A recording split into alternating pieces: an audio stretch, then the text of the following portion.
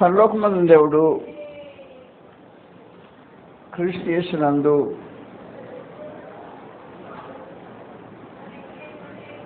మహాఘనమైన కార్యాలను చేశారు. క్రీస్తులో ఉన్నవాళ్ళు క్రీస్తు ప్రభు చేసిన బలియాగమును బట్టి బహుగా ఘనపరచబడ్డారు. బలియాగము క్రీస్తు ప్రభు వారిది. ఆ బలియాగమందలి విశ్వాసం ఉంచిన వారు క్రీస్తు ప్రభువుకు లోబడిన వారు క్రీస్తు యేసు శరీరంగా సంఘంగా ఉన్నవారు దేవుని సమూహంలో అత్యధికంగా గౌరవించబడ్డారు. పరలోకపు దేవుడు వారిని గొప్పగా ఘనపరిచేశాడు. మానవ జాతిలో క్రీస్తు యేసులో ఉన్న వారితో సాటి అయిన వాళ్ళు ఎవరు లేరు. పరమాత్మ దేవుడు తన సమకూర్ణ చేసిన కార్యక్రమాలు ఇవి. నువ్వు క్రీస్తు ప్రభువులో ఉంటే నీకు సమానులు ఎవరు లేరు భూమి మీద అనేసాడు. క్రీస్తు యేసులో ఇవి విశేషమైన కార్యక్రమాలు చేశాడు. అయితే మనకు తెలియదు. ఏం తెలియదంటే లోకానికి దేవుడు ఎవరో తెలియదు, క్రీస్తు ప్రభు ఎవరో తెలియదు, దేవుని పిల్లలు ఎవరో తెలియదు. లోకం యొక్క దుస్థితి. మొట్టమొదటిగా దేవుడు అంటే ఎవరో తెలియదు లోకానికి. మొదటి యోహాను పత్రికలో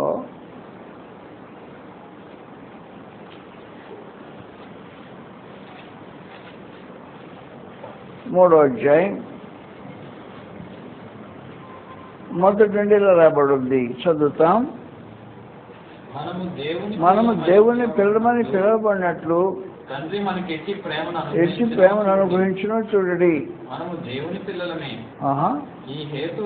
మనము దేవుని పిల్లలమే. ఈ హేతువు చేత లోకము మనలను ఎరుగదు. ఏది అనగా అది ఆయన ఎరుగలే. దేవుని ఎరుగని గుడ్డి లోకం దేవుని పిల్లలను ఎరగలేకపోవటం అనేది సహజమైన సమాచారం. కాబట్టి భూమి మీద నువ్వు జీవితం జీవిస్తున్నావంటే, క్రీస్తును ధరించుకొని జీవిస్తున్నావంటే, క్రీస్తును ధరించుకొని జీవించే జీవితం అద్భుతమైన జీవితం. క్రీస్తును ధరించుకొని జీవిస్తున్నావంటే, క్రీస్తులో బ్రతుకుతున్నావంటే, లోకము గుడ్డి లోకానికి నువ్వెవరో తెలియదు. కారణం ఏమంటే లోకము ఆయన ఎరుగలేదు. క్రీస్తు ప్రభు అంటే ఎవరో, దేవుడు అంటే ఎవరో తెలియలా, దేవుని పిల్లలు అంటే ఎవరో తెలియలా. క్రీస్తు ప్రభు అంటే కూడా ఎవరో లోకానికి తెలియలేదు. మనం చదువుకున్న మాటలు యోహాను సువార్త 1వ అధ్యాయంలో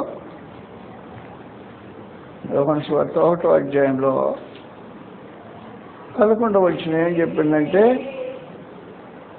ఆయన లోకంలో ఉండెను, లోకం ఆయన మూలముగా కలిగాను. లోకం తెలుసుకోలేదు. చిన్న విశేషమైన లోకం అని తెలుసుకోవాలి. ప్రభువైన యేసు సృష్టికర్త లోకంలో సంచారం చేస్తామంటే లోకంలో తెలుసుకోలేదు. కాబట్టి ఈ రోజున క్రీస్తు యేసులో ఉండి ఆయన రక్తంతో కొనబడి పరిశుద్ధపరచబడి నిర్దోషిగా తీర్చబడి నిరపరాధి రక్తం చేత మనుషులు పవిత్రం చేయబడిన మనుషులు ఏమై ఉన్నారో తెలియని లోకం. లోకానికి తెలియకపోతే ఒక వేరే సమాచారం. క్రీస్తులో ఉన్నావని చెప్పుకుని నీకు నువ్వెవరో తెలిసిన, క్రీస్తులో ఉన్నావని చెప్పుకుంటున్నావు, నువ్వెవరు ఏమై ఉన్నావు అనే సంగతి నీకు తెలిసిన. తెలియపోవడం అంత లోకంతో పాటు నీవు కూడా దుర్భరమైన స్థితిలో ఉండిపోయావు. నువ్వెవరివో నీకు తెలియాల్సిన అవసరం ఉంది. పరలోకము, దేవదూత గణము, కోట్ల కొలది మంది దూతలు నిన్ను ఎలాగో చూస్తారు, వాళ్ళని నిన్ను ఎలా చూస్తారు, నీకు ఎలాంటి గౌరవం ఉంది, ఎలాంటి గుర్తింపు ఉంది దేవుని క్రీస్తు ప్రభునందు. క్రీస్తు ప్రభువులు ఎలాంటి గుర్తింపు ఉందో నీకు తెలియాల్సిన అవసరం ఉంది. అలాగూ గుర్తింపు నీకు ఎంత స్థితి కలిగి ఉన్నావని తెలిసిన తర్వాత ఆ స్థితికి తగినట్టుగా తగినట్టుగా బ్రతకటం అనేది ఒక అవసరమైన కార్యక్రమం. గ్రంథం ఇలా తెలియజేస్తూ ఉంది. గ్రంథం నమ్మని గుడి లోకం. దాంతోపాటు గ్రంథాన్ని నువ్వు కూడా నమ్మకపోతే నువ్వెవరివో నీకు తెలియలా.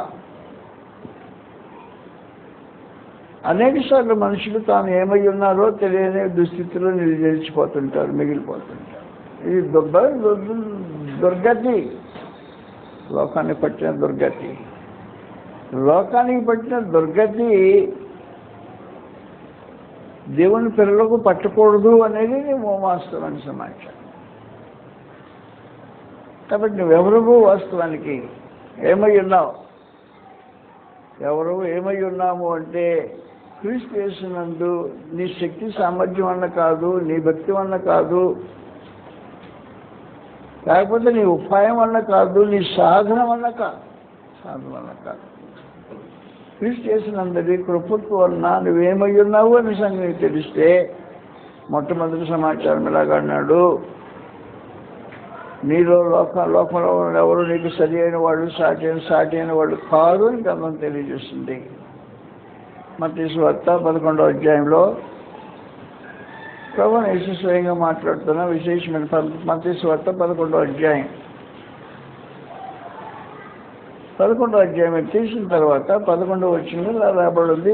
మా ప్రభువు యేసు స్వయంగా మాట్లాడుతున్నారు. ఈ సమాచారం స్త్రీలు కనిన వారిలో యోహాను కంటే గొప్పవాడు పుట్టలేదు అని చెప్పేసి లాగుదాం కొద్దిసేపు అక్కడ. స్త్రీలు కనిన వారంటే శరీరంలో మానవ రక్తమాంసంలో పాలువారైన వారిలో ప్రతివారు స్త్రీ కన్నా, లోకంలో ఉండే ప్రతి మనిషి స్త్రీ కన్న వాళ్ళే.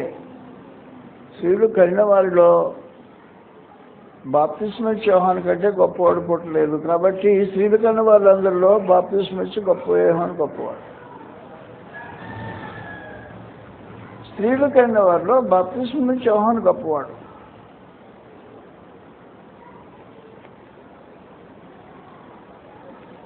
ఓహో డిపార్ట్మెంట్లో వాడు గొప్పవాడు ఉంటాడు. ఈ మానవ డిపార్ట్మెంట్స్లో ఒకడు ఫ్యాక్టరీలో అనేది గొప్పవాడై ఉంటాడు. అలాగనే ఒక్కొక్కరు గొప్పవాళ్ళు ఉంటారు స్త్రీలు కన్నవారు. కానీ బాప్తిస్మ యోహాను అందరికంటే గొప్పవాడు. దేశ అధినేత దేశంలో గొప్పవాడై ఉంటాడు. ఈ రోజున దేశపు అనేక దేశాలు కూడినప్పుడు అనేక దేశాల్లో మనం సాధారణంగా అనుకునేది దేశ అధినేతల్లో గొప్పవాడు ఎవరంటే అమెరికా దేశ అధినేత గొప్పవాడు అనుకుంటాం. అవును, అమెరికా దేశ అధినేత గొప్పవాడు స్త్రీలు కన్నవాడే కదా. స్త్రీలు కన్నవాడిలో బాప్తిస్మ యోహాను కంటే గొప్పవాడు పుట్టల. కాబట్టి బాప్తిస్మ యోహాను కంటే ఎవరు గొప్పవాడు కాదు, ఎవరునో గొప్పవాడు కాదు. లేదు, నీ డిపార్ట్మెంట్ హెడ్ గొప్పవాడు కాదు, గొప్పవాడు ఎవడు లేడు. ఆ మాటకు వస్తే స్త్రీలు కన్న వారిలో బాప్తిస్మ యోహాను కంటే గొప్పవాడు ఎవడు లేడు అని చెప్పిన తర్వాత ప్రభువు యేసు మళ్ళీ మాట్లాడుతున్నాడు. దేవుని రాజ్యములో అల్పుడైన వాడు అతని కంటే గొప్పవాడు అనేసి. అతని కంటే గొప్పవాడు అంటే అప్పుడు దేవుని రాజ్యంలో అల్పుడు ఎంతమంది? ఇప్పుడు దేవుని రాజ్యంలో ప్రవేశించిన వారు ఎంతమంది? దేవుని రాజ్యంలో ప్రవేశించిన వారు ఎవరికంటే గొప్పవాడు? ఎవరికంటేనే మానవ జాతిలో ఎవరికంటేనే గొప్పవాడే. దేన్ని బట్టి కలిగింది ఇది? క్రీస్తు ప్రభువుని బట్టి కలిగింది. క్రీస్తు యేసులో ఉండటాన్ని బట్టి కలిగింది. ఆ క్రీస్తు యేసులో నిలిస్తే, నువ్వు నిలిచింటే, ఆయన ధరించుకొని ఉంటే, ఆయన శరీరంలో భాగస్వామి అయి ఉంటే, నీకు లభించిన విశేషమైన సమాచారం. క్రీస్తు శరీరంలో లేకుండా ఎవడో అట్లా ఒక మానవ నరమాత్రుడు. కానీ క్రీస్తు ప్రభులో ఉన్న కారణాన క్రీస్తు యేసు చేసిన మహోపకారమును బట్టి మానవ జాతికి కలిగిన ధనికరమైన స్థితి ఇది. దేవుని రాజ్యంలో క్రీస్తు యేసులో ఆయన రాజ్యంలో ప్రవేశించిన వారు, దేవుని రాజ్యంలో ప్రవేశించిన వారు క్రీస్తు సంఘ సభ్యులైన వారు. కాబట్టి నువ్వెవరో నీకు తెలియదు. తెలుసునా? తెలియదు. మామూలుగా నేను ఫలానా అనుకొని నేను ఒక వర్కర్ని, నేను ఒక ఫ్యాక్టరీలో పనివాడిని, లేకపోతే నేను ఒక డ్యూటీ చేసేవాడిని అనుకునే ఆలోచన తప్ప ఎవరు అనే సమాచారం నీకు తెలియకపోవడం అనేది దురదృష్టకరమైన సమాచారం. ఇది దురదృష్టకరమైన సమాచారం. 2, అది భూమి మీద యొక్క కార్యక్రమం. పరలోకానికి తీసుకెళ్తాను ఇప్పుడు మిమ్మల్ని. పరలోకం తీసుకెళ్ళినప్పుడు కొలతలు ఎలాగుంటాయి? పరలోకంలో తేజోవాసులు ఉంటారు. తేజోవాసులు అంటే తేజస్సులో నివసించేవాళ్ళు. పరలోకంలో ఉండేవాళ్ళని తేజోవాసులు అంటారు. దేవుడు మొదటి తేజవాసి. సమీపింపడానికి తేజస్సులో ఆయన మాత్రమే వసిస్తాడు. కాబట్టి దేవుడు తేజవాసి అంటే నిరభ్యంతరమైన కార్యక్రమం. 1 తిమోతి పత్రికలో 6వ అధ్యాయం 15వ వచనం నుంచి మనం చదివితే, శ్రీమంతుడు అంటే సకల ఐశ్వర్యాలకు అధినేత. శ్రీమంతుడును అద్వితీయుడు సర్వాధిపతి యుక్త కాలము తన ప్రత్యక్షతను కనబడుచును. ఆయన రాజులకు రాజు, ప్రభులకు ప్రభు అయిన సమీపింపురాని తేజస్సులో ఆయన మాత్రమే వసించుతాను. పరలోకపు దేవుడు తేజవాసి, సమీపింపురాని తేజస్సులో నివాసం చేస్తుంటాడు. దేవుని సేవకులు, దేవదూతలు పరలోకంలో నివసం చేస్తుంటారు, తేజవాసులు వాళ్ళు. కాబట్టి హెబ్రీ 1వ అధ్యాయంలో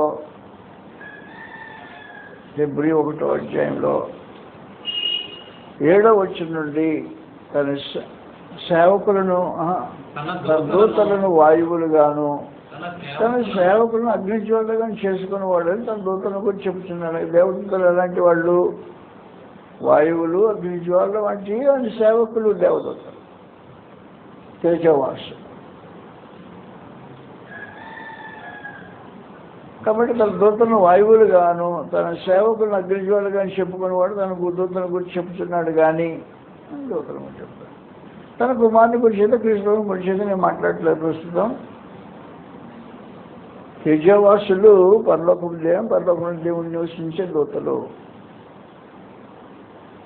క్రీస్తు యేసునందున్న వాళ్ళు వారికంటే అధికమైన తేజవాసులు, అధికులు. ఎవరికంటే అధికులు? దేవదూతల కంటే. క్రీస్తు యేసు శరీరమైన సంఘంలో ఉన్నవాళ్ళు తేజవాసులు. జాగ్రత్త గుర్తుపెట్టుకోండి. గ్రంథంలో రాబడి ఉంది. ప్రకటన గ్రంథం 13వ అధ్యాయంలో, ప్రకటన 13వ అధ్యాయంలో 8వ వచనం, భూనివాసులందరూ అన్నాడు. భూనివాసులు అంటే భూమి మీద నివసించేవాళ్ళు అని అర్థం కాదు. భూనివాసులందరూ అనగా జగదుత్పత్తి మొదలుకొని గొర్రెపిల్ల యొక్క జీవగ్రంథంలో ఎవరి పేరు రాయబడలేదో వారు భూనివాసులు. అంటే కాబట్టి భూనివాసువా? క్రీస్తు యేసులోకి ప్రవేశించినప్పుడు భూనివాసులు కాదు. ఏం జరిగింది?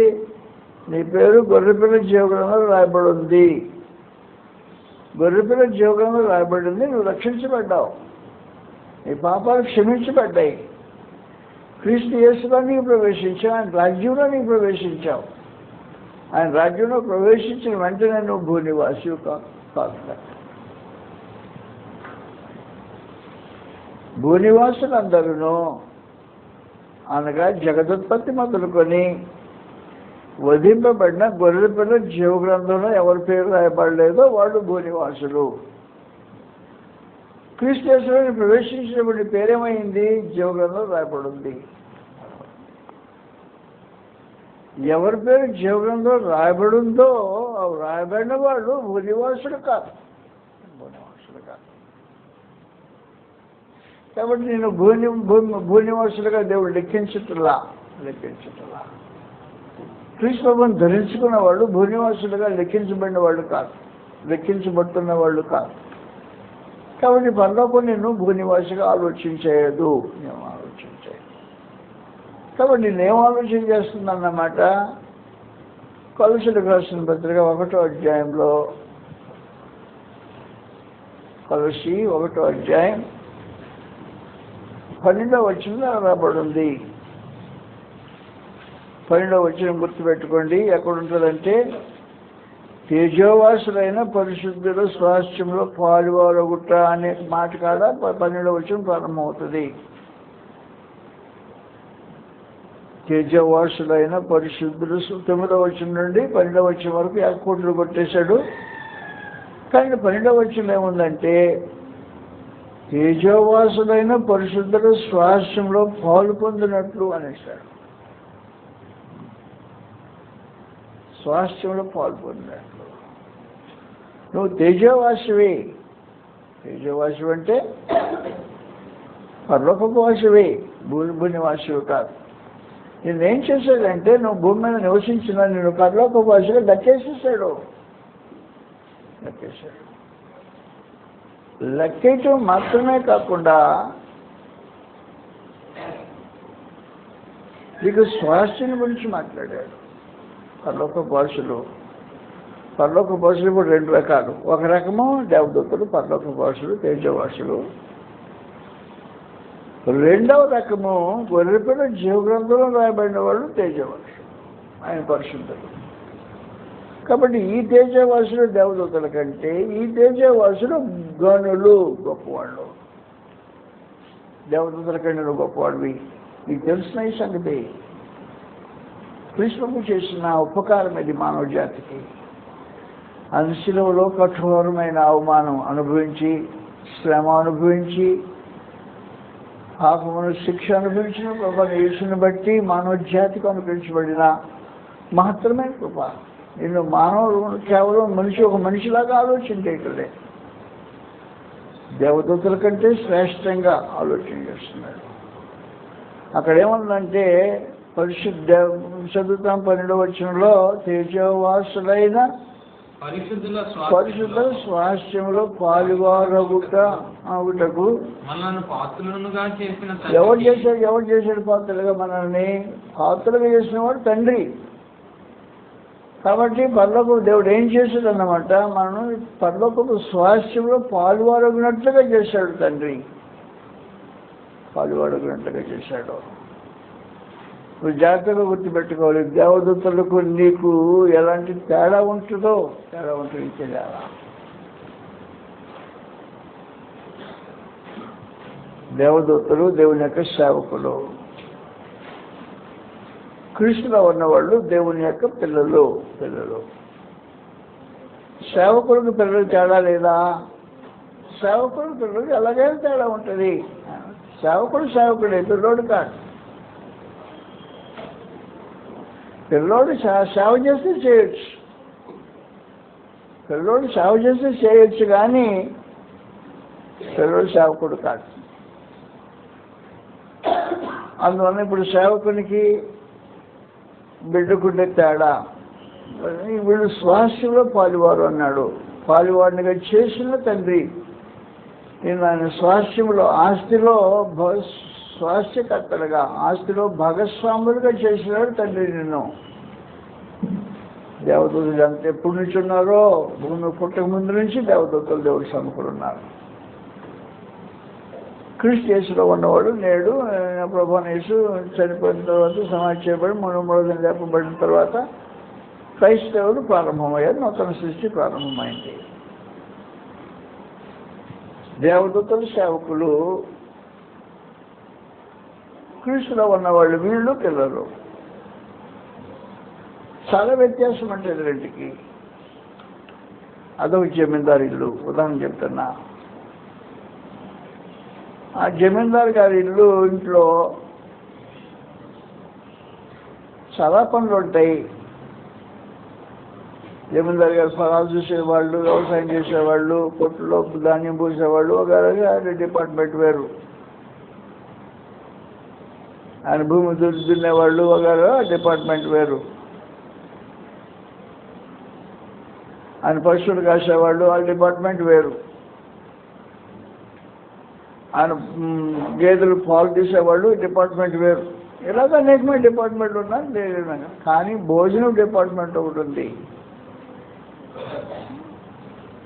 జమీందారు గారు 1 గంటకి మధ్యాహ్నం భోజనానికి వస్తారు. ఈ భోజనానికి వస్తే ఇంటి వారందరి కోసం భోజనం చేయడానికి పని వాళ్ళు ఉంటారు. భోజనాలు రుచిగా తయారు చేసే పనివాళ్ళు, దాన్ని నీట్గా అందించే పనివాళ్ళు, వాళ్ళందరికంటే ఒక హెడ్ ఉన్నాడు. దాంట్లో ఒక ఆయన పెద్ద ఆయన. భోజనం అంటే ఫుడ్ డిపార్ట్మెంట్ అన్నమాట ఇది. ఈ భోజనం డిపార్ట్మెంట్ హెడ్ అక్కడే ఉన్నాడు. టైం అవుతుంది కాబట్టి ఆయన గదిలో నుంచి జమీందారు బయలుదేరతాడు 1 గంటకి. కాబట్టి 1 గంట లోపల పనివాడు హెడ్, ఈ డిపార్ట్మెంట్ హెడ్ ఏం చేసిందంటే పనివాళ్ళ చేత అన్నీ సిద్ధం చేయించి ఆయన టేబుల్ మీద అరేంజ్ చేయించాడు. అరేంజ్ చేయించి ప్రతి విధమైన చేసేవైన ప్రతి విధమైన డిష్ తీసుకొచ్చి అక్కడ పెట్టేసి దాని చుట్టూ కుర్చీలేసి జమీందారు గారు రాక కోసం ఎదురు చూస్తున్నాడు. టైం చూస్తున్నాడు. ఇంకొక 5 నిమిషాలు టైం ఉంది అయితే టైం ప్రకారం బయటకు వచ్చేస్తాడు. ఎదురు చూస్తూ ఉన్నాడు.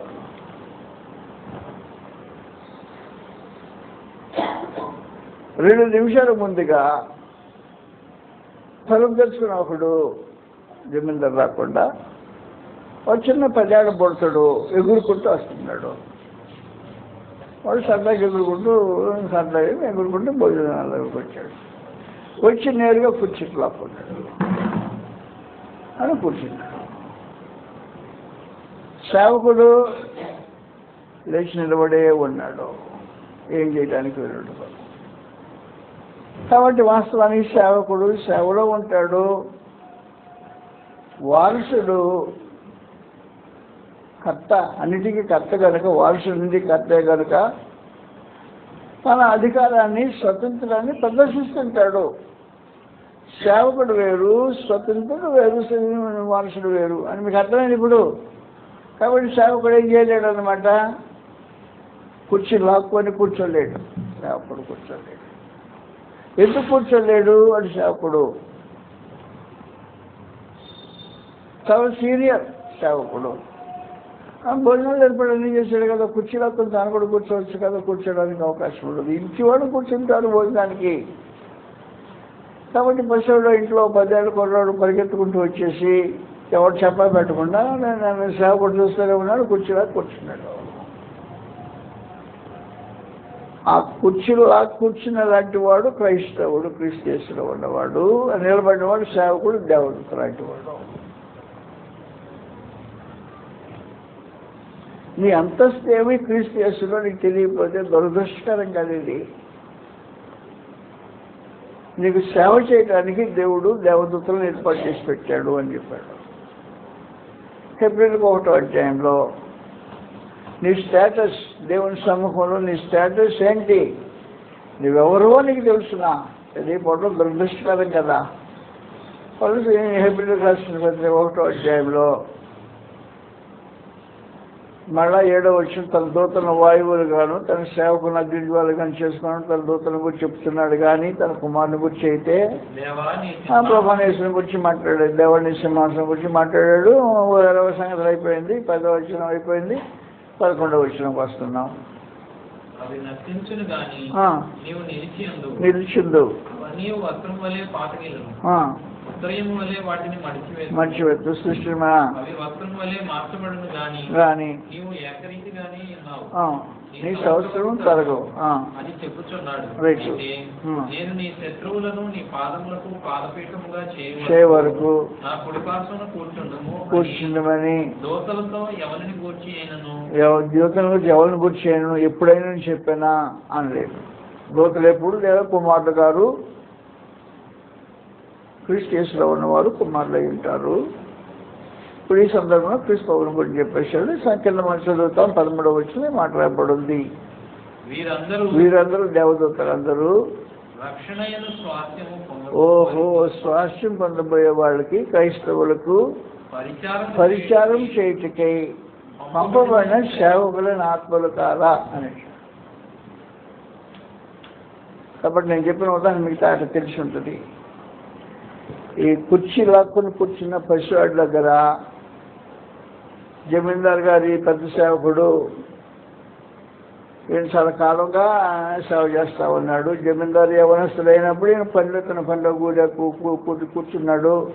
పనిలోకి వచ్చాడు. జమీందారు గారు వృద్ధులయ్యాడు. తను కూడా వృద్ధులయ్యాడు పనిలో.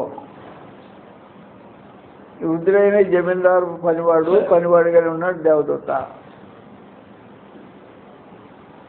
స్వాస్థ్యం పొందేవాళ్ళు ఎవరు స్వాస్థ్యం పొందుతారు?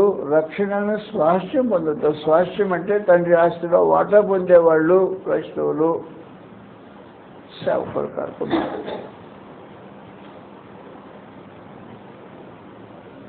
పరలోకమైన దేవుడు క్రీస్తు యేసులో ఏం చేశాడో నీకు తెలియాలా?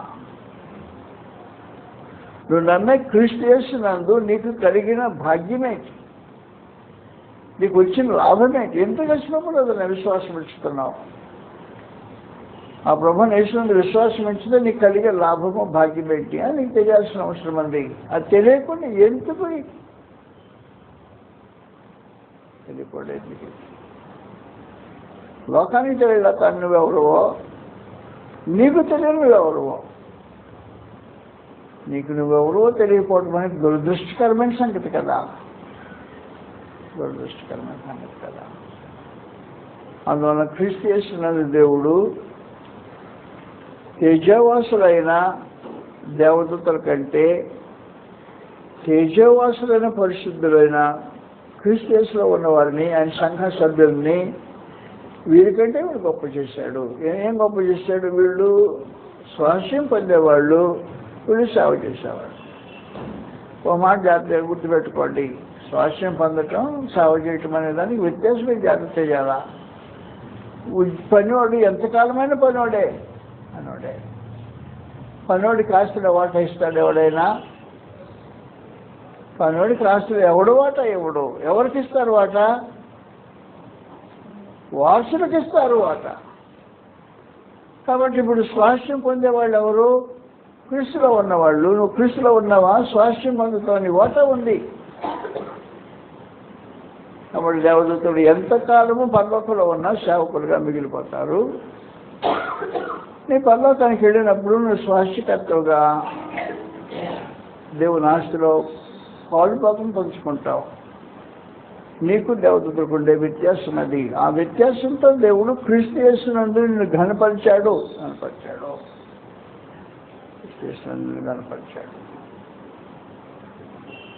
మొదటి సంగతి చెప్పాను నేను మీకు.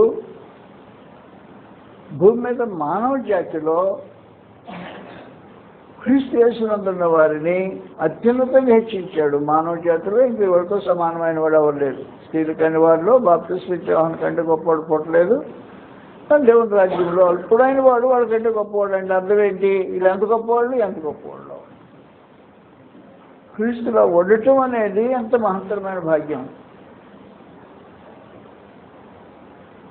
మొట్టమొదట వాళ్ళు తేజవాసులు, నువ్వు తేజవాసివి అని పరిశుద్ధిలో నీకు స్వాస్థ్యం ఉంది. వాళ్ళకి పని సేవ చేసేవాళ్ళే నువ్వు స్వాస్థ్యం ఉండదు. సేవ చేసేవాడికి జీతం ఇస్తాడు. ఆ రిటైర్ అయిపోయినాక పెన్షన్ ఇస్తాడు. సేవ చేసేటప్పుడు ప్రమోషన్ ఇస్తాడు. ఎక్కువ డబ్బు ఇస్తే కావాలని డబ్బు ఇస్తాడు. అంతేగాని ఆస్తిలో వాటా ఇస్తాడా? ఇప్పుడు యజమానుడు సేవకునికి ఆస్తిలో వాటా ఇవ్వడు. ఎవరికి ఇస్తాడు? కుమారుడికి మాత్రమే ఇస్తాడు. కుమారులు స్వాస్థ్యకర్తలు. కాబట్టి వారు ఏమైనా గ్రంథం ఏం చెప్పిందంటే తేజోవాసుడైన పరిశుద్ధ స్వాస్థ్యం నువ్వు పొందుతావు అని చెప్పాడు. పరిశుద్ధ స్వాస్థ్యం పొందుతావు, నీకు వాటా ఉంది, ఆశలో వాటా నీకు. కాబట్టి నీ అంతస్తు ఇప్పుడు మానవ జాతి కంటే ఎక్కువ, దేవదూతల కంటే ఎక్కువ. అంటే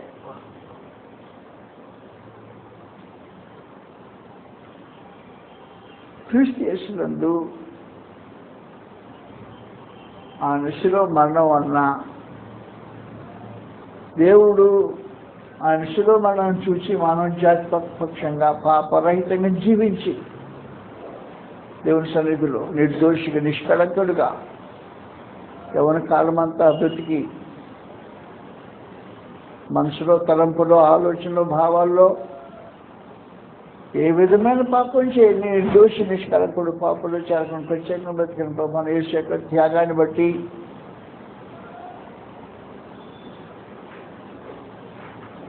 దాన్ని అంగీకరించిన దాన్ని బట్టి దేవుడు క్రీస్తు ప్రభువులో చేసిన దాన్ని బట్టి నువ్వు అంగీకరించిన దాన్ని బట్టి నేను వారసునిగా చేసాడు ఈ కార్యక్రమం.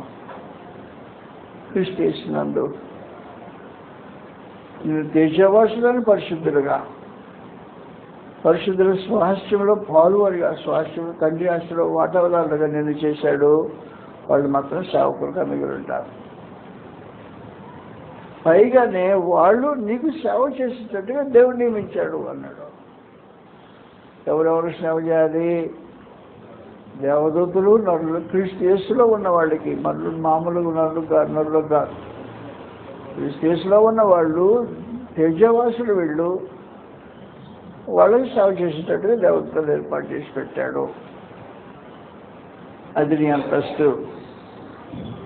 దేవతలతో నీకుండే సంబంధంలో రెండవ కార్యక్రమం ఉంది. రెండవ విశేషమైన సంగతి ఏమంటే వాడు దేవుని సముఖంలో నిరంతరం జీవించేవాడు. నిరంతరం జీవించేవాడు అంటే లోకం పుట్టక ముందు నుంచి దేవుని దగ్గర ఉన్నవాళ్ళు దేవతలు. యోబు గ్రంథం 38వ అధ్యాయంలో ఈ సమాచారం రాబడింది. యోబు గ్రంథం 38వ అధ్యాయంలో దేవుడు భూమికి పునాదులు వేసినప్పుడు దేవదూతలు ప్రక్కనే ఉన్నారంట. ఎందుకంటే భూమి లేదంటే నరులు లేరన్నమాట కదా దాని అర్థం. నరులు లేనప్పుడు దేవదూతలు ఉన్నారు. 38వ అధ్యాయంలో 4వ వచనం నుండి నేను భూమికి పునాదులు వేసినప్పుడు నువ్వు ఎక్కడ ఉంటివి, నువ్వు లేవురా బాబు, మనుషులు లేరు, నీకు జ్ఞానం చేసే భూమి అని ఒకరి సంగతి మాట్లాడుకుంటూ 6వ వచనంలో ఏమన్నాడంటే 6వ వచనంలో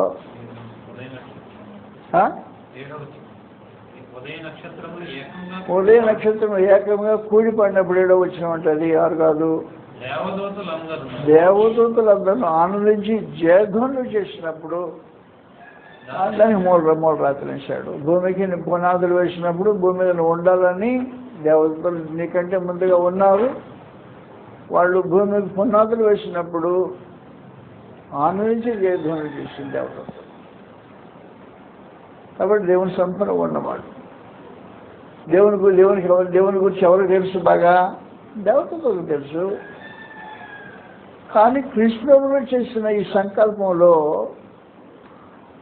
దేవుని గురించి దేవదూతలకు తెలిసిన దానికంటే నీకు ఎక్కువగా తెలిసి ఉంటుంది అని సమాజం ఏర్పాటు చేసి పెట్టాడు. నీకంటే దేవతల కంటే ఎక్కువ తెలుసు దేవుని గురించి. ఎఫెసీ 3వ అధ్యాయం. ఎఫెసీ 3వ అధ్యాయంలో మనందరికీ తెలిసినట్టుగా దేవుడు మన ప్రభువైన క్రీస్తు యేసునందు చేసిన నిత్య సంకల్పం చొప్పున ఎప్పుడైనా క్రీస్తు ప్రభువులో దేవుడు ఏం చేశాడు అది ప్రధానమైన సమాచారం. దేవుడు క్రీస్తు యేసునందు చేసిన నిత్య సంకల్పం చొప్పున పరలోకంలోని ప్రధానులకు, అధికారులకు, దేవదూతలకు, గొప్పవాళ్ళకి, దేవదూతల్లో గొప్పవాళ్ళకి సంఘం తర్వాత నానా విధమైన జ్ఞానం తెలియజేయాలని ఉద్దేశించాడు దేవుడు. సంఘం అంటే క్రీస్తు యేసులో ఉన్న మనుషులు, దేవుని రాజ్యమైన వాళ్ళు, అల్పులు ఉన్నవాళ్ళు. కాబట్టి సంఘంలో ఉన్న వాళ్ళు మనుషులు ఎంతగా హెచ్చించబడ్డారు? ఎంతగా హెచ్చించబడ్డారు అంటే దేవదూతల జ్ఞానము కంటే నీ జ్ఞానం పిచ్చిగా చేసి దేవుడు క్రీస్తులో చేసిన సంకల్పం అది. దేవుడు మన ప్రభువైన క్రీస్తు యేసును చేసిన నిత్య సంకల్పం చొప్పున పరలోకంలోని ప్రధానులకు అధికారులకు భూమి మీద ఉన్న సంఘం క్రీస్తు యేసులో ఉన్నవాడు సంఘం ద్వారా తన నానా విధమైన జ్ఞానం తెలియజేయాలి. ఎవరెవరికి తెలియజేయాలి? నరులు ఎవరు చేయాలి? దేవదూతలో ప్రధానులకు అధికారులకు తెలియజేయాలి. హెచ్చించాడా నేను క్రీస్తు యేసులో?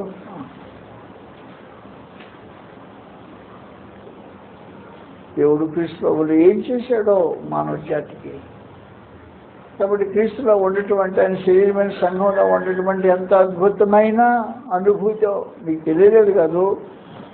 దురదృష్టం కదా, దురదృష్టం కదా. నువ్వేమై ఉన్నావో నీకు తెలియపోవటం అనేది దురదృష్టం అన్నమాట. నువ్వు చెప్తే వాడు నేర్చుకోవాలా? ఎవరు చెప్తే వాళ్ళు నేర్చుకోవాలి? టీచర్ చెప్తే స్టూడెంట్ నేర్చుకోవాలి. టీచర్లు ఎవరు? సంఘంలో ఉండే మనుషులు. స్టూడెంట్లు ఎవరు? పరలోకంలో ప్రధాన అధికారులు. పరలోకంలో ప్రధాన అధికారులకు దేవుని గురించి నానా విధమైన జ్ఞానం తెలియజేయడానికి భూమి మీద ఉన్న క్రీస్తు సంఘంలో ఉన్న సభ్యుని ఏర్పాటు చేశాడు అంటే సంఘంలో ఉండే నీ స్థితి ఎంత గొప్పదో అంత గొప్పదో చెప్పడానికి అవకాశం. నువ్వు నీ సంగతి ఇది నీ వాస్తవమైన సమాచారం, నీ జీవితం నాయక విధానం ఇది క్రీస్తు ప్రభువులో ఉంటే, నువ్వు నమ్మకంగా ఉంటే దేవుడు నీకు ఇచ్చిన కొలత ఇది, కొలత పరిమాణం, నీకు ఇచ్చిన గౌరవం ఇది, నీకు ఇచ్చిన ఘనత ఇది, నిన్ను హెచ్చించిన స్థాయి ఇది. దేవుడు గురించింది క్రీస్తు ప్రభువులో ఉన్నంత మాత్రాన ఏమైనా క్రీస్తు సంఘంలోనే ఉండరు కొంతమంది. క్రీస్తు శరీరంలో సంఘంలో ఉండకపోతే నీకే ఘనత ఏమీ లేదు. వాస్తవం క్రీస్తు ప్రభువులో ఆయన శరీరమైన సంఘంలో ఉంటే ఏముంది? ఒరే నా ఆస్తిలో నీకు వాటా ఉందిరా బాబు, ఆ ముసలాడికి లేదు. అయ్యా నువ్వు ఎప్పుడు మొదటి నువ్వు వచ్చేసావు, అప్పటి నుంచి నేను నీ పనిలోకి వచ్చానయ్యా, సరే కాలాగే వృత్తి చేస్తున్నాను, నీ ఆస్తిలో నాకు వాటా ఉంటారే, నీ జీతం ఉంటుంది కావాలంటే, అంతేగాని వాటా ఉండదు. వాటా ఎవరికి ఉంటుంది? స్వాస్థ్యం పొందే కర్తలు, స్వాస్థ్యకర్తలకు ఉంటుంది అని దేవదూతలకు లేని భాగ్యం నీకు కలిగించా. అందులో దేవదూతలు నీకు సేవకులుగా నియమించిన పరమదేవుడు ఆయన. నీవు దేవదూతలకు నేర్పించే స్థితిలో నేను నిలబెట్టిన పరమదేవుడు ఆయన. క్రీస్తు యేసులో చేసిన ఈ మహామహోపకారం.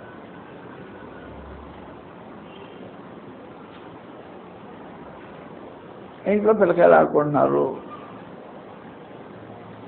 ఈ ఆట పనివాడికి కూడా ఇంట్రెస్ట్గా ఉంటుంది. పనోడు ఆ పిల్లకాయలతో కూర్చొని ఆడుకోవడానికి అవకాశం ఉండదు. ఈ ఆట అంటే పనివాడికి బాగా ప్రాణం పోయేంత ఇంట్రెస్ట్ ఉంటుంది. చిన్న పిల్లకాయలు ఇంట్లో ఆడుకుంటున్నారు. పనివాడు ఏం చేస్తుంటాడు? చూస్తూ ఉంటాడు అంతవరకే. అలాంటి స్థితి నీది. మొదటి పేతురు పత్రిక 1వ అధ్యాయంలో. నువ్వెవరు? నువ్వేమై ఉన్నావు? క్రీస్తు యేసులో నీ స్థితి ఏంటి? ఆ అంతస్తుకు తగినట్టుగా నీ ప్రవర్తన కూడా ఉందా? కాబట్టి అంతస్తులో పెంచిన తర్వాత నీవు నీ ప్రవర్తన తుచ్చమైన ప్రవర్తన అయితే, నిత్యమైన ప్రవర్తన అయితే, నీ స్వభావం అల్పమైనది అయితే ఎంత అవమానకరమైన పరిస్థితో. కాబట్టి మొదటి పేతురు 1వ అధ్యాయం మనందరికీ తెలిసినట్టుగా 10వ వచనం నుండి, మీకు కలుగు కృపను గురించి ప్రవచించిన ప్రవక్తలు ఈ రక్షణను గురించి పరిశీలించు, క్రీస్తు విషయమైన శ్రమను గురించి కలుగు మహిమను గురించి ముందుగా సాక్ష్యం ఇచ్చినప్పుడు ఎచ్చడం సూచించవచ్చును, విచారించి పరిశీలించిన పరలోకం నుండి పంపబడిన పరిశుద్ధాత్మ వలన నీకు సువార్త ప్రకటించిన వారి ద్వారా అపోస్తలులు బోధించిన బోధ విన్నందువలన నీకు ఇప్పుడు తెలుపబడిన ఈ సంగతుల విషయమై తమ కొరకు కాదు గాని మీ కొరకే తాము పరిచర్య చేసిన సంగతి మరి బయలుపరచబడిను. దేవదూతలు ఈ కార్యములు తొంగి చూడబోతున్నారు. తొంగి చూడాల్సిన అవసరం ఏంటి? కూర్చుండి వాళ్ళతో పాటు కలిసి పాలు పొందడానికి లేదా? వాళ్ళు జమీందారు గారు అబ్బాయి పిల్లకాయలు, నేనే పనివాడు, ఇంట్లో పనివాడిని కాబట్టి పిల్లకాయలు ఆడుతుంటే నాకు ఇంట్రెస్ట్ ఉంది కాబట్టి కావాలని వస్తాను. వాళ్ళతో కలిసి ఆడేదానికి దాంట్లో పాలు పుచ్చుకోవడానికి అవకాశం లేదు అన్నాడు ప్రత్యేకించి. దేవదూతల యొక్క స్థాయి అది, నీ స్థాయి అది. ఆ స్థాయి దేవదూతలు ఈ కార్యములు తొంగి చూడబోతున్నారు. మీకు కలిగి కృపను గురించి దేవదూతలు తొంగి చూడబోతున్నారు. అసలు నువ్వేమై ఉన్నావో నీకు తెలిసిన వాస్తవానికి క్రీస్తులో ఉండటం అంటే ఏంటో నీకు తెలిసిన. క్రీస్తులో ఉండటం అంటే తెలిస్తే ఏ మనిషి నిశ్చయంగా ప్రవర్తించడు. అయోగ్యంగా ఆలోచించాడు. దుష్టత్వాన్ని మనసులో పెట్టుకోవడం, చెడు స్వభావానికి లోపల ఎంటర్టైన్ చేయడం, అంతస్తు తగినట్టు అలా బ్రతకటం అనేది ఒక విశేషమైన సమాచారం. దేవుని పిల్లలు పరిశుద్ధులుగా బ్రతకటం, ఆ రూపంగా క్రీస్తు ప్రభు కలిగిన స్వరూపం వాడు కూడా సంక్రమించుకుంటుంటారు. కాబట్టి క్రీస్తు ప్రభు యొక్క రూపం రావాలి మనకంటే నువ్వెవరువో నీకు తెలియాలి. ద్వేషము, అసూయ, కలహము, కపటము ఇలాంటివి ఏమీ లేని లోపం లేని మనుషులు క్రీస్తు యేసులో ఉన్నవాళ్ళు. వారు ఏమై ఉన్నారు? వారి అంతస్తు ఏమి? వారి ఘనత ఏమి? వారికి అనుగ్రహించబడిన కృప ఏంటి? వారి పరిస్థితి, వారి స్థాయి ఏంటి? దాని గురించి ఆలోచించడం ప్రాముఖ్యంగా అవసరమైనది. క్రీస్తు ప్రభువులో నువ్వు ఉంటే నీకు ఒక స్థాయి ఉంది, నీకు ఒక ఘనత ఉంది, నీకు ఒక మర్యాద ఉంది, నీకు ఒక గుర్తింపు ఉంది. దాన్ని నిలబెట్టుకోవడానికి అనుకూలంగా జీవితాలు జాగ్రత్తగా మలుచుకోవాల్సిన అవసరం ఉంది.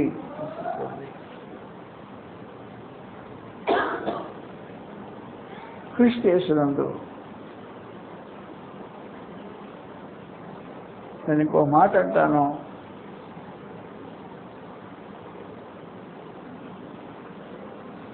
జాగ్రత్త గుర్తుపెట్టుకోవాలి. క్రీస్తులో ఉన్నవాళ్ళు ఆయన శరీరమైన సంఘం. ఆయన శరీరమైన సంఘం ఒక రోజున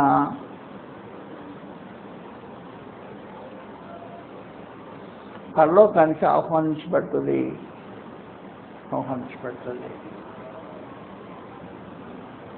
ఆహ్వానించడానికి ఏర్పాట్లు పరలోకంలో ఆర్భాటంగా చేయబడిన ఏర్పాట్లు.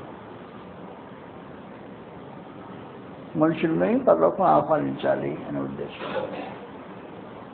ఆర్భాటంతో చేయబడిన ఏర్పాటు. ఆర్భాటంతో ప్రధానతో శబ్దంతో దేవుని బోర్తో ప్రభానేశ్వరు తెలియజేశాడు. దిగి వచ్చిన రోజున సంఘము, క్రీస్తు యేసులో ఉన్నవాళ్ళు ఆ సంఘము పరలోకంలోనికి పెళ్లి కుమార్తెగా ప్రవేశిస్తుంది. హక్కు కలిగిన దానిగా ప్రవేశిస్తుంది. పెళ్లి కుమార్తె ప్రవేశించిందంటే అర్థం ఏంటి? హక్కు కలిగిందన్నమాటే కదా. ఎక్కడ హక్కు? పరలోకంలో హక్కు కలిగినట్టుగా ప్రవేశిస్తుంది. లోకంలో కృష్ణుడు దేవుని సమకూలానికి పెళ్లి కుమార్తె. కృష్ణుడు సంఘానికి ఉండే మహత్తరమైన ఆధిక్యత అది. అడుగులో పెట్టేస్తుంది, పెళ్లి కుమార్తెగా పెడుతుంది, హక్కు కలిగిన దానిగా పెడుతుంటుంది. కాబట్టి దేవదూతలకు సేవకులుగా ఉండాలి. హక్కు కలిగిన పెళ్లి కుమార్తెగా ప్రవేశించే మహత్తరమైన దినం కొరకు సిద్ధపడుతూ జరుగుతున్నాయి. పరలోకంలో ఇప్పుడు జరుగుతున్నాయి. పరమందుల దేవుడు తనవంతులో, కృష్ణుడు తనవంతులో,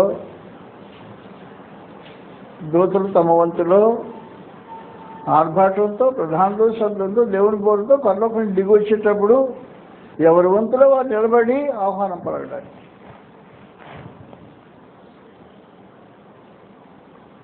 క్రీస్తు సంఘానికి ఉండే మహత్తరమైన ఆధిక్యత అది.